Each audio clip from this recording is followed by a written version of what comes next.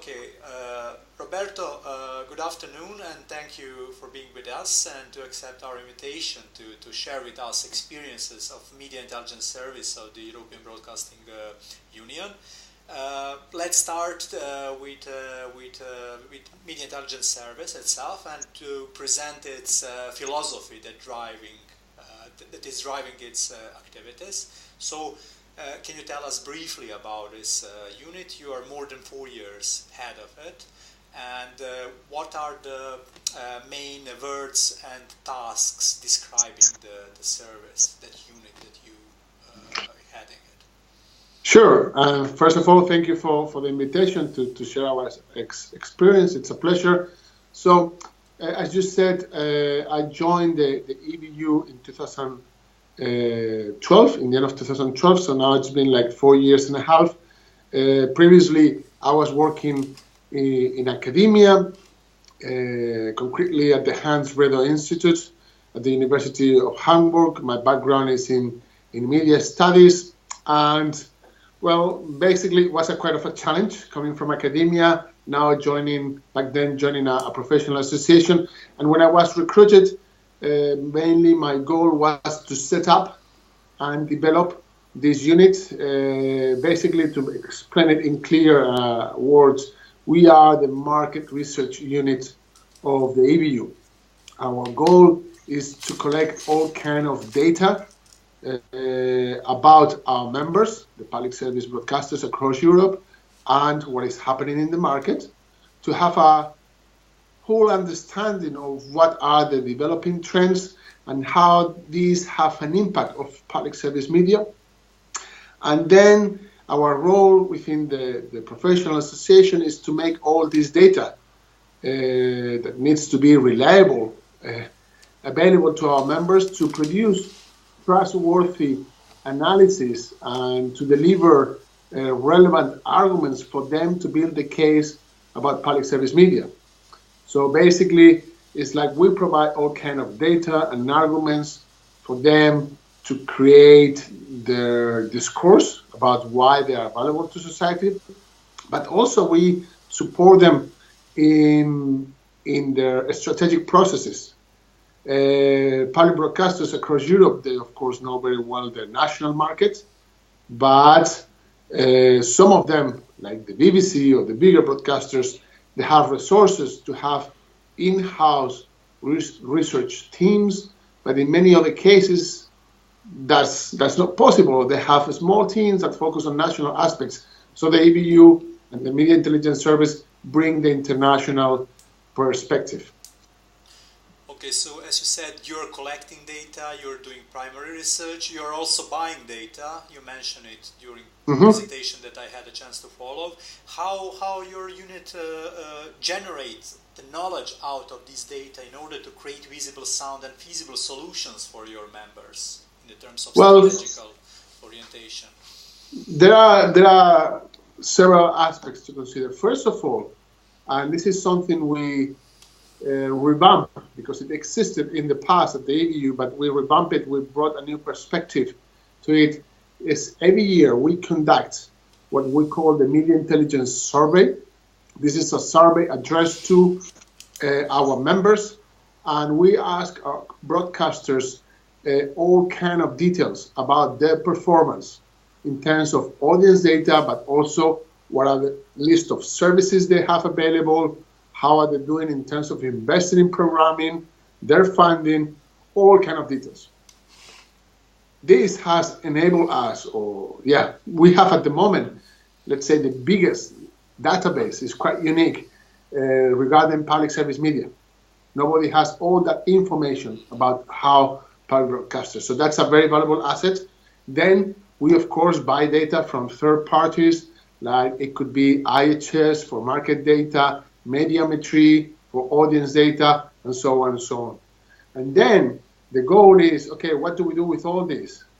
In order to provide value to our members, it's not just about having this data available or producing any kind of analysis we might consider is interesting, but we really need to have an understanding of the needs of our members.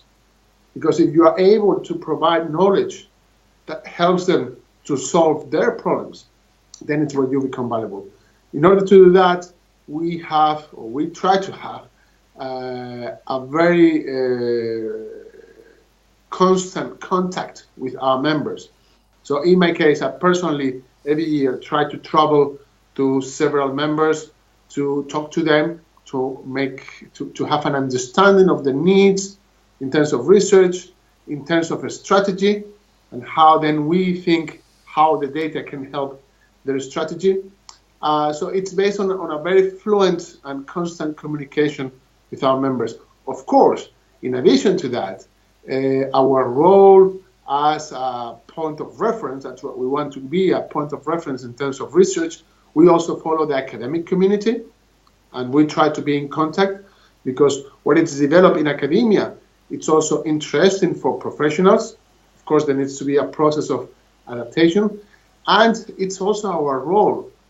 As I said, as a result of that analysis and being aware of all that data, it's our role to identify what are the key trends and the key topics that might have an impact on public service. So if you will ask me now, what are these topics? I would say contestable funding. It's a topic is going to arise. The trend in several countries of taking money from public broadcasters to then create contests for private producers to apply for that content. This is important. It's a question of all the big data, algorithm-based content. All this is very important also. And besides that, the questioning of the legitimation of public service, or the fact of how news are evolving. So we are identifying all these topics, and then here with my team, we try to see what's the best way to deliver data, to deliver analysis. Because also what's very important is to understand how the research will be consumed by our target. We are addressing... Yeah, that's my another question, yeah. Yeah. Yeah. So, what is peculiar about your service, and this is kind of innovation, is that you are trying to present this collective data in an innovative way, visual, attractive, to meet like consumption habits and needs of the potential public. So how you make the balance between the content of what you present and the way of how you will present it? You mean the type and format of presentation and channels of communication, which are the most important for you? Yeah. Service. So also when we arrived, one of the first things we had to do is to realize that in the past, thick reports were produced, but nobody was reading them. It's the reality is that the TV and radio professionals, executives, they don't have much time, and they are not used to read so much.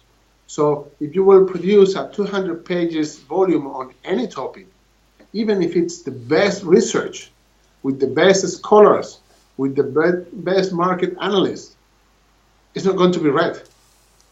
So it's very important that, yes, we conduct the research. We follow, let's say, the academic procedures. We take into consideration theoretical frameworks, different perspectives and methodologies of analysis.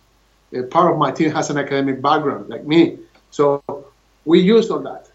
But the outcome cannot be a paper, a book. It needs to be a report with a lot of visual elements.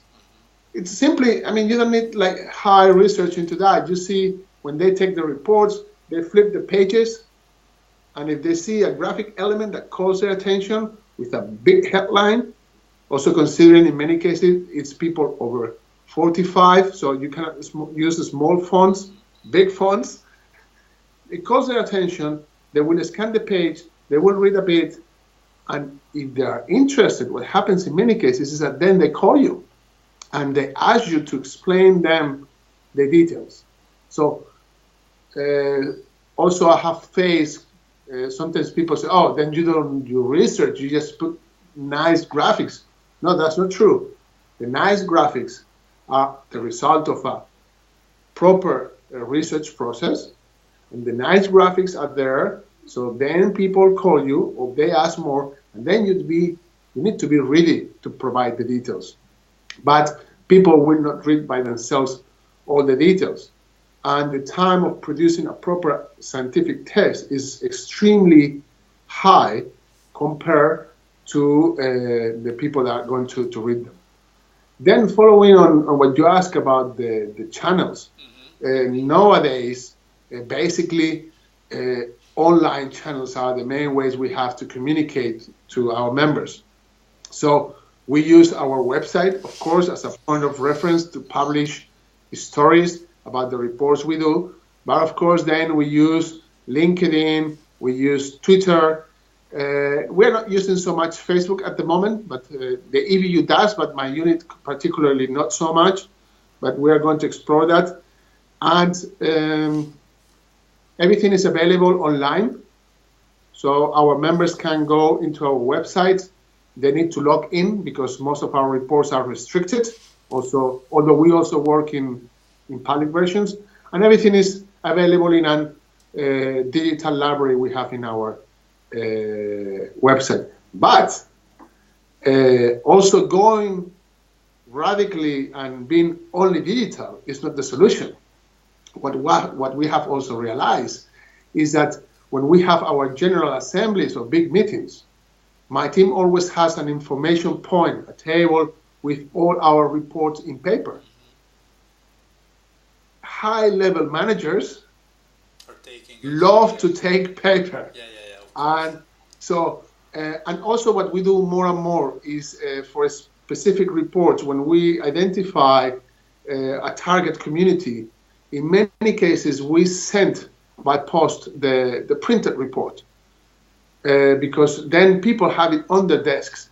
And in many cases, having something on your desk that you can flip the pages and easily find what you're looking for, it's easier than having to go to a website, log in, search for the document, downloading the document, you know. So having the printed copy also, so it's a combination of traditional and more innovative channels.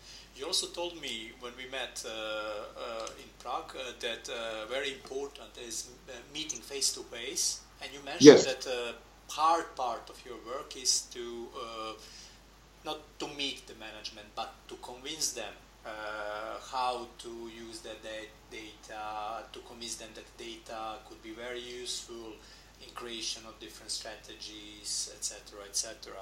So, based on this experience, what is your impression about EBU members? Do they have like enough capacities to absorb your inputs and implement different solutions that you are proposing to them?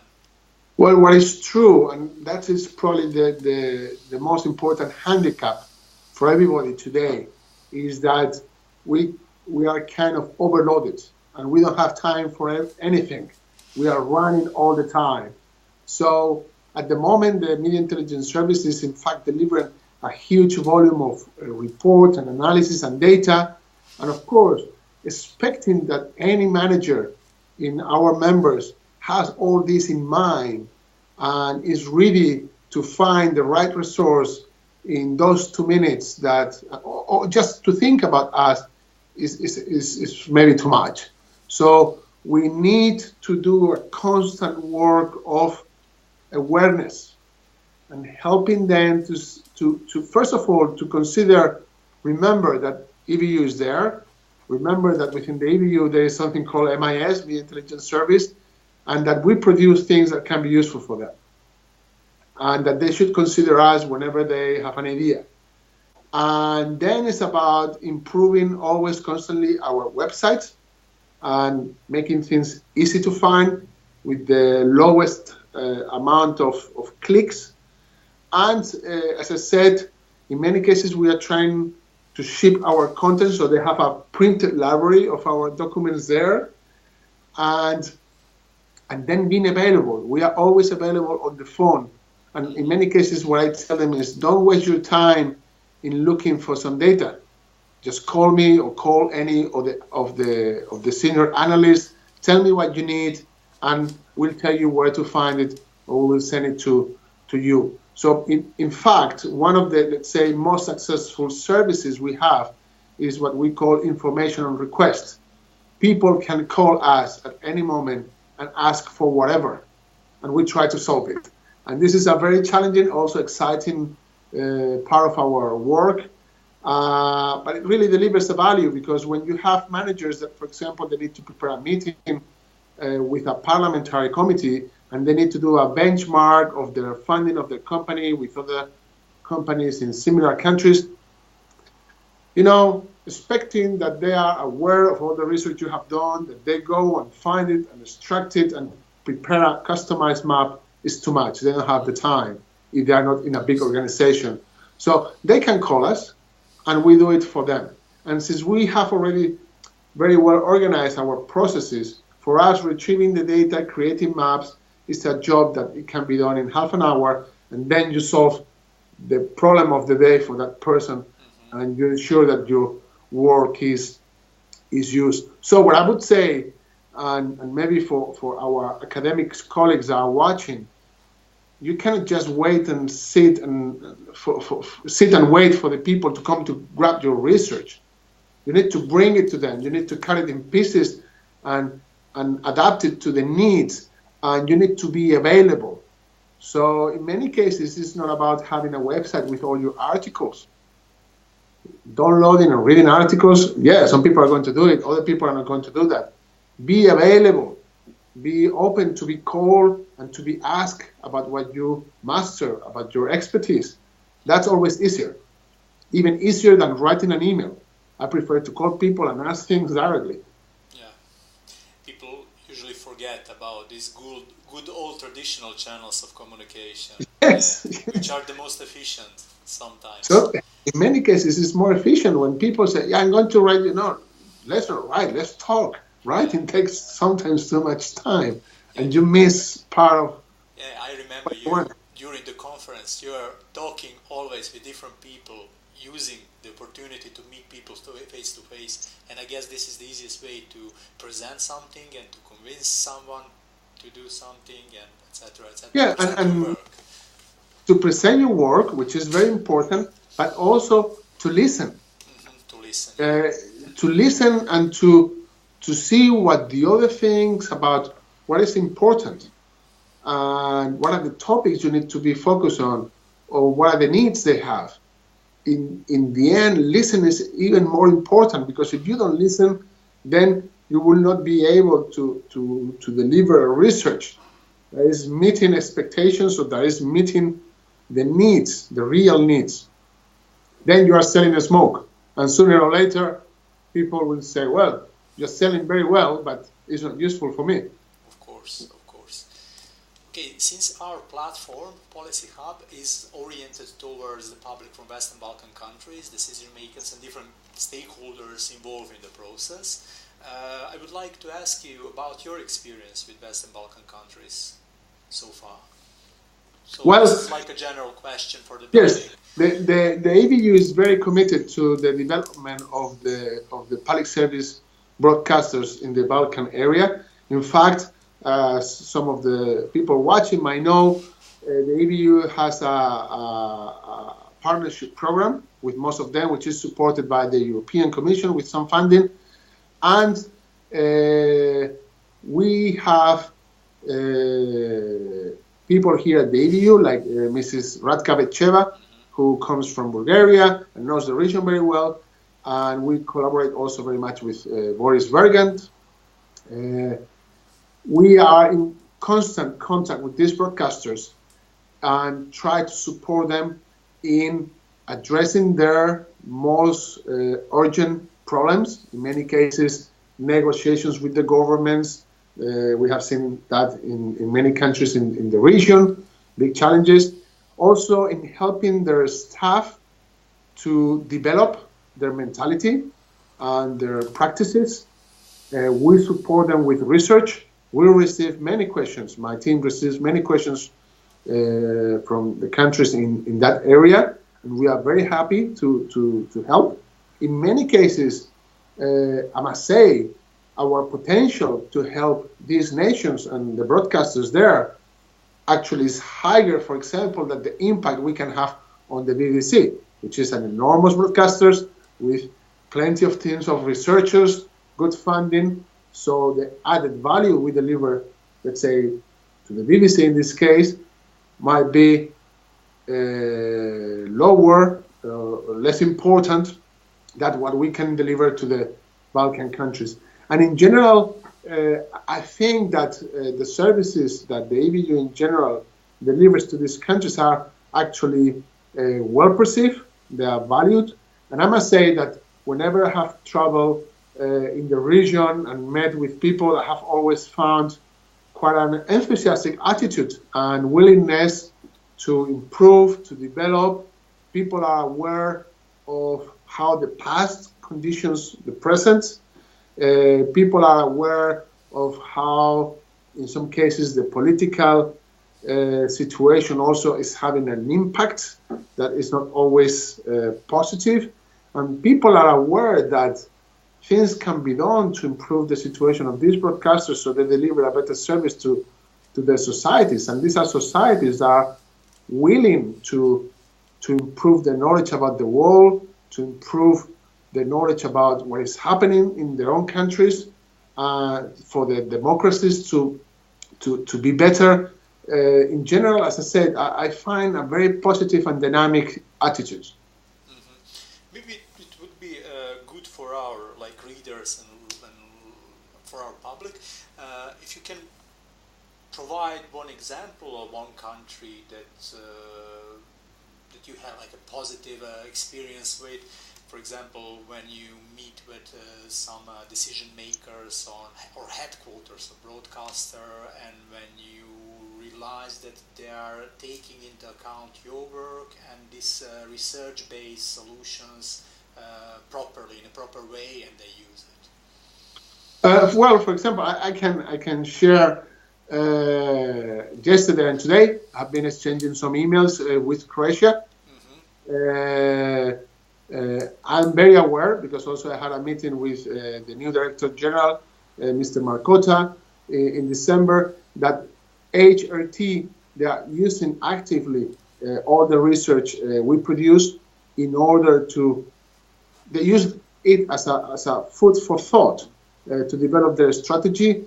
And today and yesterday, I was exchanging some emails with their head of international relations, because they wanted just to check and verify some data that they have been providing and how this is reflected in the reports. So actually you see an interest of these countries not only in receiving, but ensuring that the data that is provided is the right one, and that we portray the reality of these countries in the right way. In many cases, we need their help, because, I mean, we are not natives. At least in my team, there's nobody from the region. We have other colleagues here in the EBU that, of course, help. But the understanding of the reality that people in the country, people in the native broadcasters can provide is very valuable. So I'm very aware that they use the documents, and we are very much, we are very happy about that.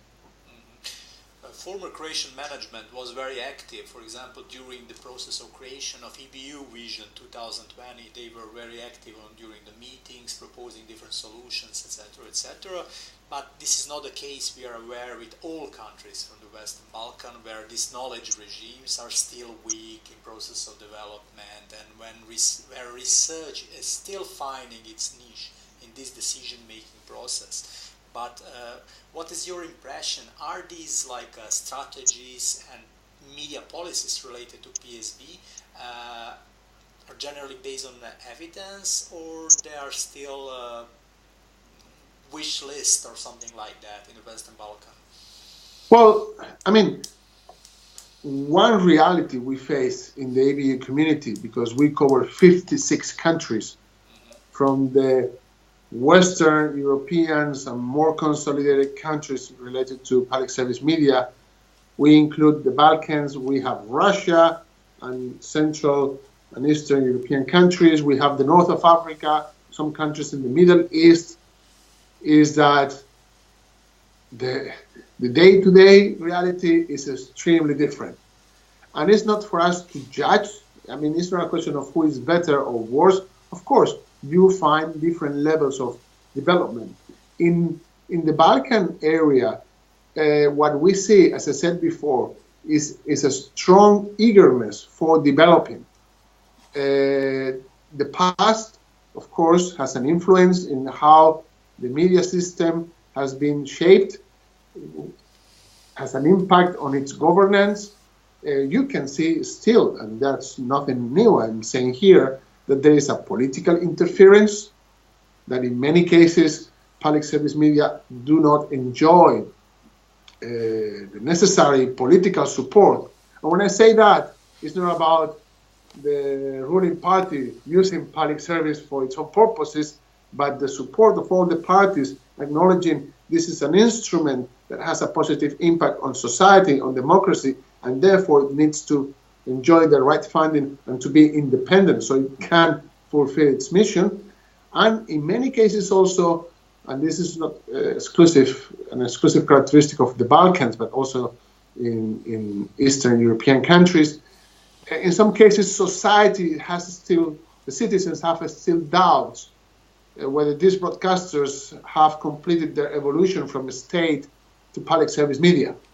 And I must say that in some countries where we have seen like a revamp or relaunchment of certain attitudes in terms of wanting these companies to become state broadcasters, that's not positive. And in many cases, let's say, people identify commercial media as the independent or the free one, ignoring that then there are the economic dependence that also needs to be into consideration. So having said that, then also there is the question of working culture, which also has a big influence of the past. Altogether, it's true that the region, let's say, is not at the same level that the Nordics. Sweden, well, no surprise.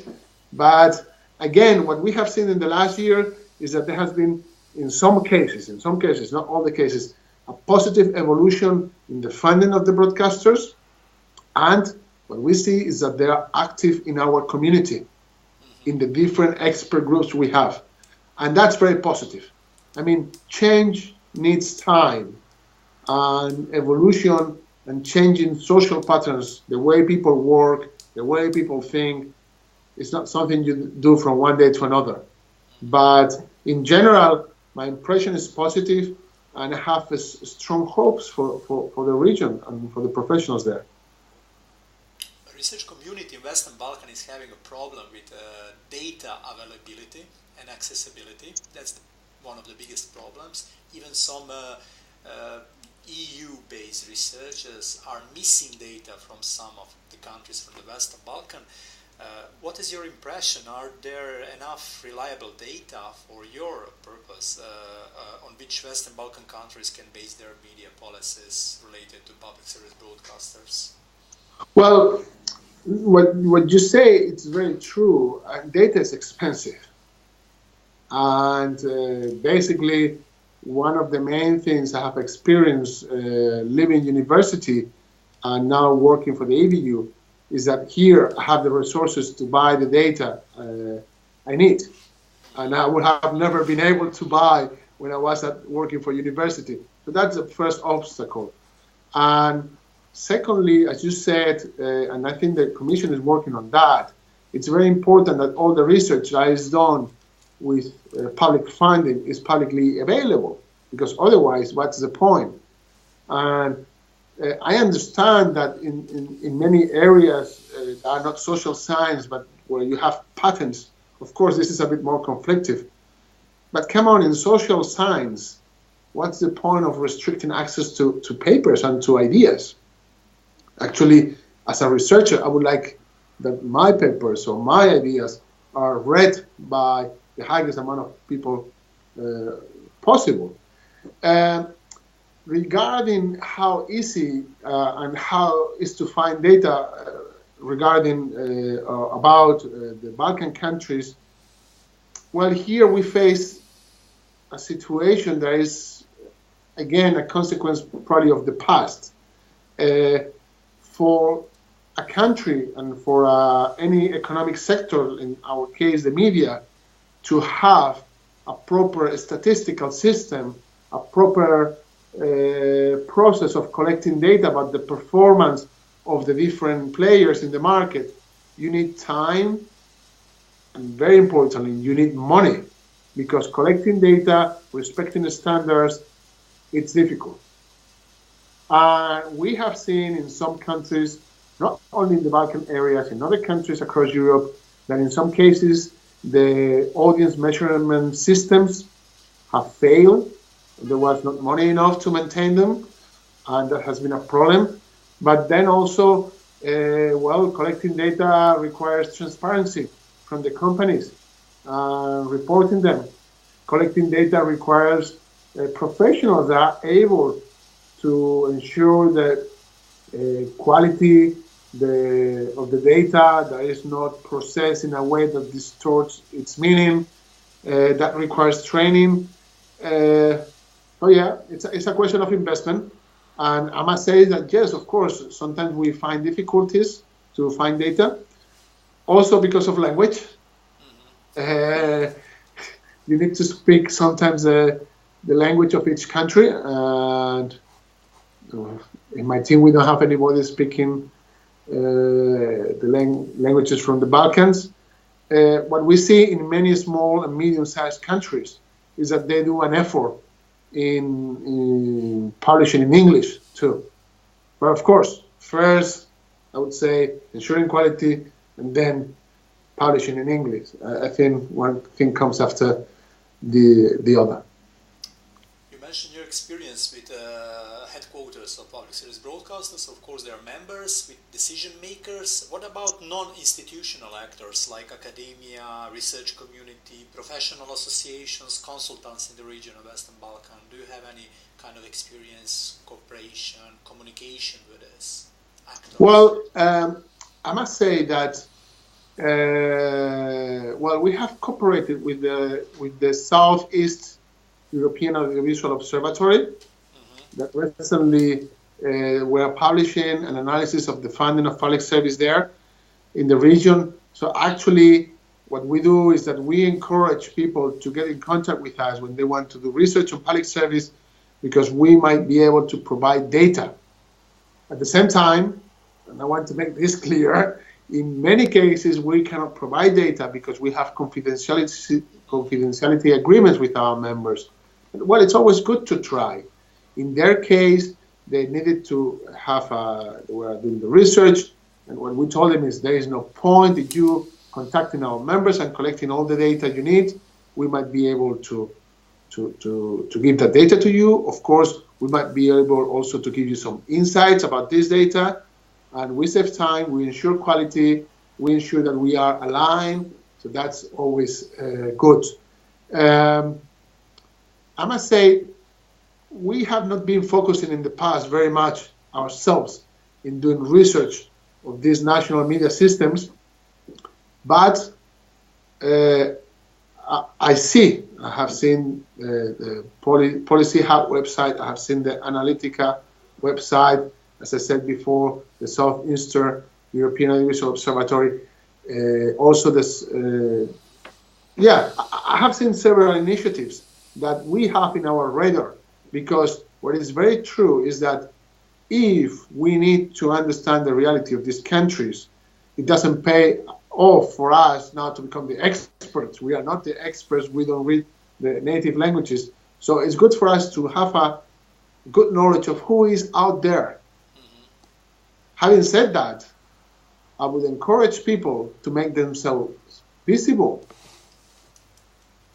So if you are a researcher specialized in media policy issues in Bosnia, in Croatia, in Serbia, Montenegro, in the region, and you are not visible, then you are useless. We need to know that you are there. So have your tweet, have your Facebook, ensure that when we look for media policy, Croatia, blah, blah, blah, you are on Google, because that's how we find people. And in the end, you require people to make you understand the reality there. Speaking or thinking strategically, how media intelligence service can help and can empower these local actors in domain of policy research, policy solutions, and similar things. Okay, so here basically, as I said, it's good that whenever you have some research that is in some way connected with public service media, you contact us and you make us aware of that. And then if you have needs regarding data, regarding expertise in other countries, or regarding best practices in more developed countries, we might be able to deliver that to you. Again, always maybe with restrictions. Also, I cannot promise dedicating 2 of my senior researchers full-time for you, because we have a very tight agenda. So again, but let's talk. It's very important to talk. And in some cases, I'm pretty honest and straight with all these things. So if I can help, I say, yes, I can help. If I cannot help, I will say, sorry, we don't have the time, or this topic is far away from the issues we are focused on, and we cannot devote time to you. I'm really sorry. We can point you to third parties, to other academics, because we have a good understanding, or we try to have a good knowledge of who is doing what and where. So, yeah, we can contact people maybe with someone in Brussels or some academics in the Nordic countries. Again, yeah. I hope this does not result now in a super wave of requests. Another researcher from the Balkans sending me emails. But well, again, as much as we can, we always try to help. Sometimes we are conditioned by our agenda and our availability of time, so we cannot be responsive in the minute, but we always try to help. Basically, also, it's in our interest. We are here to support the interests of public service media. We do plenty of research about that, and therefore we want this research to be spread, to be read, to be understood, to be contested if necessary, and to get feedback about it. And we want to help people to develop on this topic, on this subject. Also, on the other side, these local actors, research institutes, academic community, consultants, experts on public service media in Western Balkans, also what they also can do to include, for example, your outputs, to strengthen their efforts to help development of local media policies. And also, this is matter of visibility of your work as well. How they can help you to establish this informal partnership and to make your work being more visible. For example, I will just give you a couple of examples from the region of Western Balkan. For example, in Bosnia and Herzegovina, they're having a big problems, financial, etc., etc. Even last year, when we had a conference, when Ratka was there, we were together at Bosnia and Herzegovina state television, and EBU was perceived as policeman. You know, if you don't pay, you will be like expelled from members, etc., etc. So this dominant perception somehow caped all other things that EBU is doing. In other countries, EBU is perceived as a legitimate partner to non-institutional actors. For example, your colleagues are participating to different, like Boris Bergen, they're participating to different round tables, expert groups, etc., etc., trying to help local actors to develop something feasible and reasonable. So what local actors can do to use this hand from your side and to make these joint efforts being more like visible and effective? Okay, well, first of all, I would say, and I think that's a quite easy step, is be aware of what we do. We communicate about that, and we are aware that there's always room for improvement in how we communicate about things, and we need to be more push about what we do in terms of research. But you can easily find the media intelligence page, ebu.ch/MIS. And there you find our research. You can follow me on Twitter. You can follow me in LinkedIn and the EBU Twitter and LinkedIn accounts. We have a newsletter that every month explains the new research or what we are going to be. This year, our goal is that in that newsletter, we will have a calendar.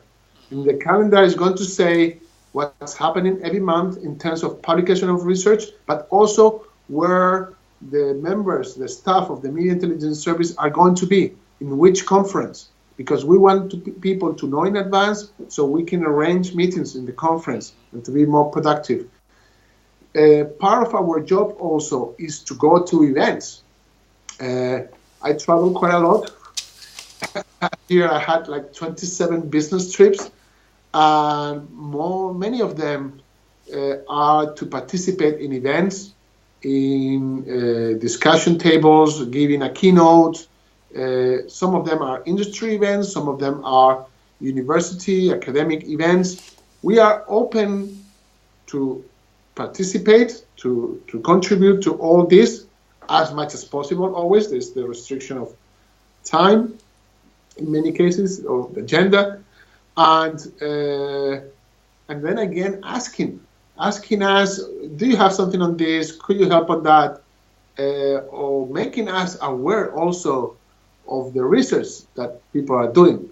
Also, we try to monitor what's happening, but our time is also limited and we have all the constraints. So if you, institution or individual researcher, have done a piece of research that is, in your opinion, interesting, connected to public service media, let us know about it. Also, in our newsletter, we redistribute content from third parties. There is always a section recommending some reading from some other research institution. So, because it's not only about us, our role is also to help our members and other audiences to be aware of the research that is out there, and we try to invest more efforts in that. So there are many ways, and again, because I want to avoid frustration, availability is limited, but we do our best to help as much as possible and to be as much available as possible. Roberto, thank you a lot for having an interview with us and let us know about your plans, activities, and goodwill to help local actors of Western Balkan. Of course, we will be in touch and hope to cooperate with you in the future. Thank you very much for your time, for the invitation, to give me the opportunity to explain everything we do. And again, we are here wanting to collaborate and wanting to learn what's happening in the Balkans. Thank you. Thank you. See you soon.